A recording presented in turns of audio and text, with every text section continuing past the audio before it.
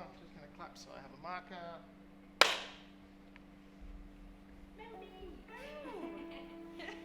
Because I can't go a day without listening to music. I listen to music when I wake up, when I go to school, even when I'm going to sleep. Music is so powerful, not just the words, the tunes, the melody.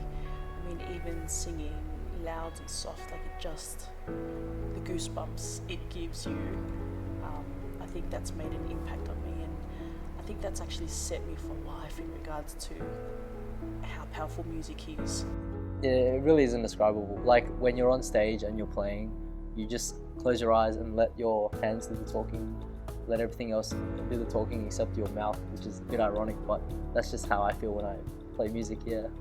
You know, I've gone on to study music because I care about it so much, and it's such a big part of my life and creative expression. When I think about how music has moved me, it can be in the most everyday and mundane, ways of life. When I'm feeling down, definitely music picks me up. And I remember we used to sing this song at church, draw me close to you, that one. And it was really like, Michael W. Smith, very piano-y, very relaxed.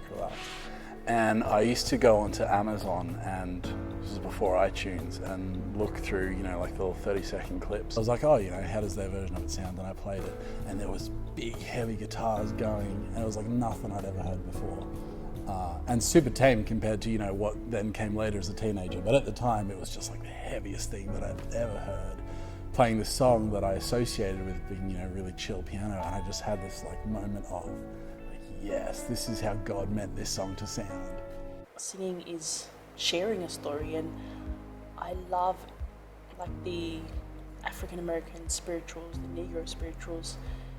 It resonates with me how the singing, the chanting helps to endure, helps to look forward to hope. I really like lots of different forms of worship music, but there's something about Taizé and the way it kind of joins people together in a space. What I love about my identity as a Tongan woman is that when we are in a time of grief and mourning, and often when there are no words to express, and even the sermon by the minister, music speaks to the soul. And through that creative process of music, I started to feel unstuck.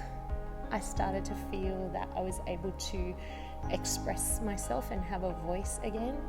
And I started to feel that I had a sense of purpose and direction again in my life, and I was able to start deciding on my next steps for my life. And that was a moment when music definitely moved me quite profoundly.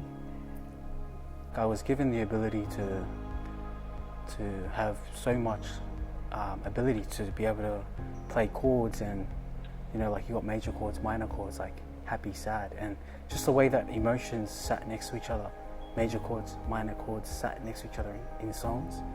For me, that was what really moved me, was just seeing them get along next to each other, especially in songs. And like there's a life lesson in there too. That's what I learned from it, was there's so much come across so much like negatives, positives in our lives, and just seeing this get along next to each other was what just made me realize that there's always a good way to see circumstances in whatever situation you're in. I'd listened to a song, the words are, "Where the Spirit of the Lord is, there is freedom." As soon as I heard those words, it just lifted me out of that dark space I was feeling. And that's the power of music for me. It's transformational. It's something magical happens when you are in those dark places in life, those challenging times. There's something about the spirit of it that flows through the words and the music and everything that hits you right in your heart, that brings you out.